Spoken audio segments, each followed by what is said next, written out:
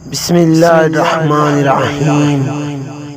صحیح بخاری حدیث نمبر 119۔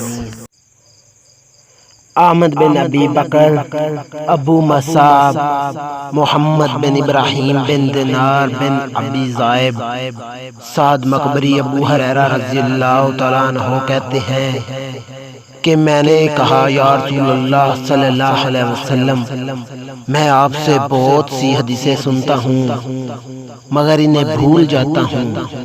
آپ صلی اللہ علیہ وسلم نے فرمایا اپنی چادر پھیلاؤ۔ چنانچہ میں نے چادر پھیلائی تو آپ صلی اللہ علیہ وسلم نے اپنے دونوں ہاتھوں سے چلو بنایا اور اس چادر میں ڈال دیا، پھر فرمایا کہ اس چادر کو اپنے اوپر لپیٹ لو۔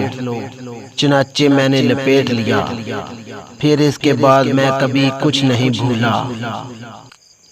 ہم سے ابراہیم بن منظر نے اس حدیث کو بے واسطہ ابن ابی فدیق روایت کیا اور کہا کہ اپنے ہاتھ سے ایک چلو اس میں ڈال دیا۔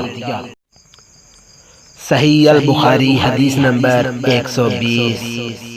اسماعیل برادر اسماعیل عبد المجید ابن ابی ذئب ابو سعد مقبری ابو ہریرہ رضی اللہ تعالیٰ عنہ کہتے ہیں کہ میں نے رسول اللہ صلی اللہ علیہ وسلم سے دو ظرف علم کے یاد کر لیے ہیں، چنانچہ ان میں سے ایک کو تو میں نے ظاہر کر دیا اور دوسرے کو اگر ظاہر کر دوں تو یہ بالعموم کاٹ ڈالی جائے۔